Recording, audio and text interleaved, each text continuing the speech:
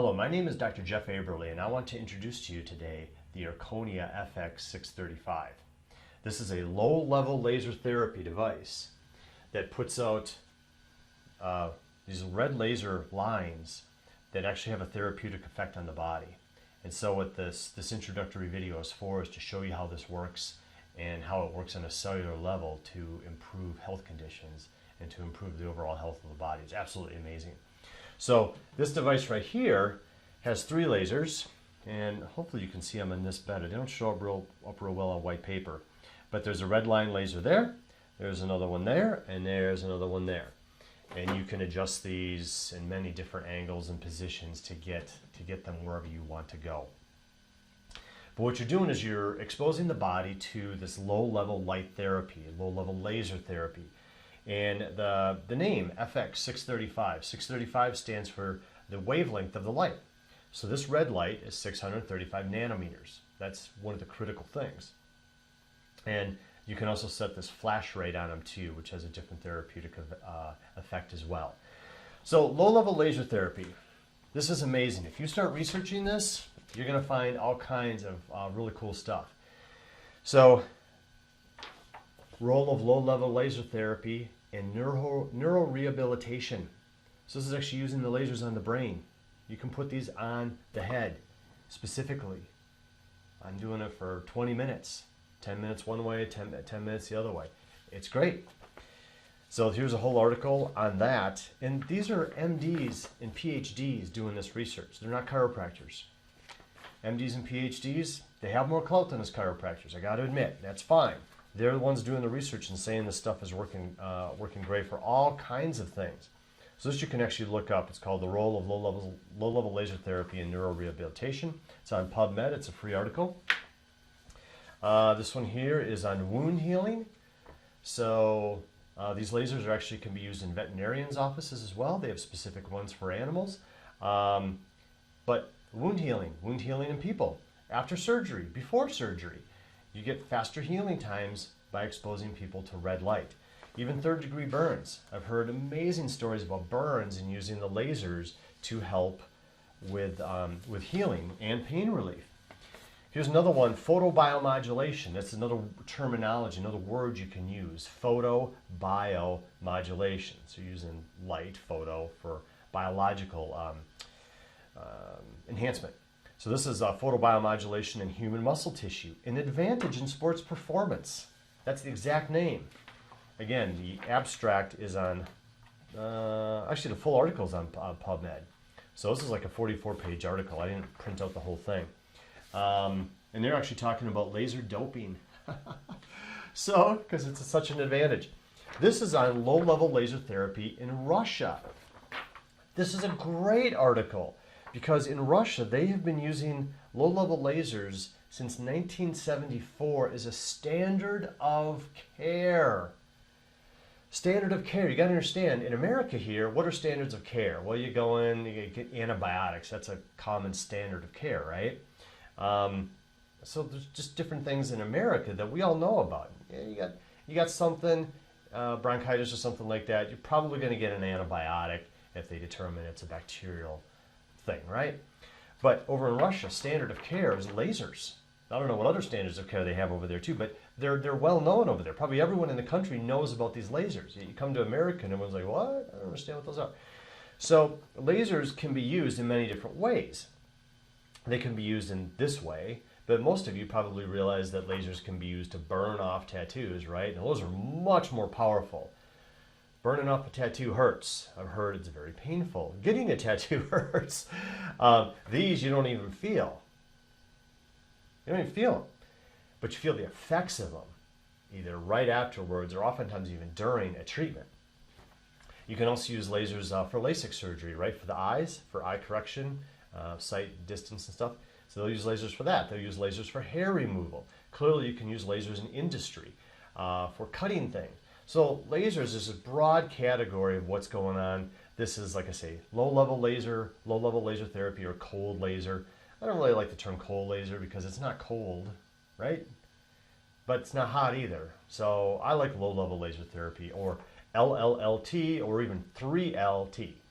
So there's always different names for it. Photobiomodulation is another name. The Russian article, you ought to get this. It's called Low-Level Laser Therapy in Russia, History, Science, and Practice. I have it right on my website if you want to get it. I just have the abstract and then a link to, I think it's a PubMed article too. It's free. So you can get that and read all about it. They too are using the same parameters as this machine. Very low energy and same wavelengths. That's what they're finding is the most effective. And they've been doing it since 1974. You gotta understand, lasers were developed in 1964. And so for a whole bunch of years after that, they did a lot of research and figured out how critical lasers were. Russia went on and they've been using it since. The rest of the world kind of went a different route. More drug therapy is what it seems to be, in our country. So low-level laser therapies work on this concept that they're actually working at the cellular level, and that's an important thing to explain to people. It all comes down to energy creation in our body. Trillions of cells in your body. I've heard estimates, I think 2 to 4 to 5, 6 trillion cells, trillion cells. And so all these cells in your body, except red blood cells, we're not talking about those, but all the other cells in your body have organelles, little things called mitochondria within the cell. And you can have hundreds of mitochondria within each cell. I've heard up to 2,000 mitochondria in a cell. So the mitochondria are very, very small, but they play this key role in that they finish the digestive process of our body, and they do this energy conversion, which is absolutely necessary for life.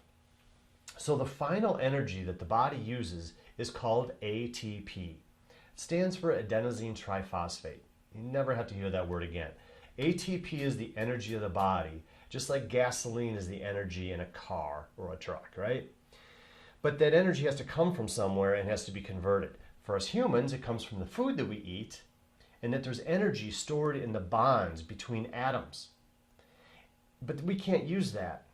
Luckily, we chew the food, we eat it, it goes down, gets digested, broken down more into smaller and smaller pieces, and eventually gets inside our cells, still not usable by the body, but the mitochondria can use that and then convert it into ATP, which is what we want. Now, if you've heard of mitochondria before, it's probably from grade school or high school, or if you went into some type of biology in college of some kind. But the mitochondria, what they teach you in grade school and high school is they're the powerhouse of the cell. And that's all they teach you, because to know anything more gets into biochemistry. And you got so many other parts of a cell to learn, and then doing dissections, all this other stuff. They don't go into any more detail here. But the mitochondria, they do this conversion process to get ATP, and without the mitochondria, we just wouldn't be able to live. So mitochondria are important.